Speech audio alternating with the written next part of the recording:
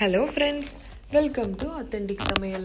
இன்றைக்கி நம்ம சேனலில் சிம்பிளாக ஒரு டிஃபன் கிரேவி எப்படி பண்ணுறதுன்னு பார்க்க போகிறோம். இதுக்கு ஒரு மிக்ஸி கப்பில் 1/2 கப் அளவுக்கு தேங்காய் எடுத்துக்கோங்க.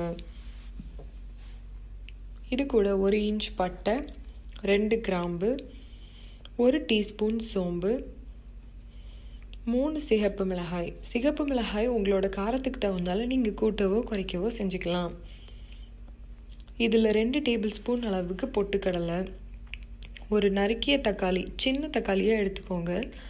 இது எல்லாத்தையும் தண்ணி சேர்த்து நல்ல மையாக அரைச்சி எடுத்துக்கலாம். இப்போ நம்மளோட பேஸ்ட் தயாராகிடுச்சு. இப்போ ஒரு கடாயில் 1 டேபிள் ஸ்பூன் அளவுக்கு எண்ணெய் சேர்த்துக்கோங்க. எண்ணெய் சூடானது 1 டீஸ்பூன் கடுகும் 1 டீஸ்பூன் உளுந்தப்பருப்பு சேர்த்துக்கோங்க. இது நல்லா வெடிச்சதுக்கப்புறம் கொஞ்சமாக கருவேப்பிலை, அதுக்கப்புறமா ஒரு சின்ன வெங்காயத்தை இந்த மாதிரி நறுக்கி சேர்த்துக்கோங்க. இது நல்லா கலந்து விட்டுறலாம்.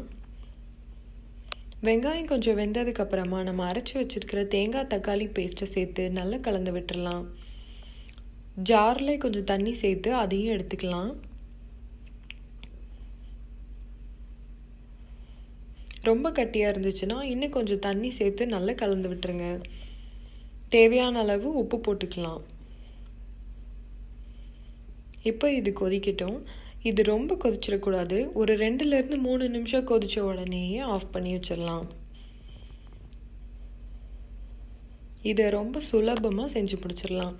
இப்போ நம்மளோட கிரேவி தயாராகிடுச்சு. இதை மல்லி இலை தூவி சூடாக சர்வ் பண்ணலாம். இது இட்லி, தோசை, உப்மா, பூரி, சப்பாத்தி இது எல்லாத்துக்குமே ரொம்ப அற்புதமாக இருக்கும். கண்டிப்பாக நீங்களும் இதை ட்ரை பண்ணி பாருங்கள். இந்த வீடியோ உங்களுக்கு பிடிச்சிருந்துச்சுன்னா அத்தென்டிக் சமையலுக்கு சப்ஸ்கிரைப் பண்ணி பக்கத்தில் இருக்கிற பெல் ஐக்கானை கிளிக் பண்ணுங்கள். தேங்க்யூ ஃபார் வாட்சிங்.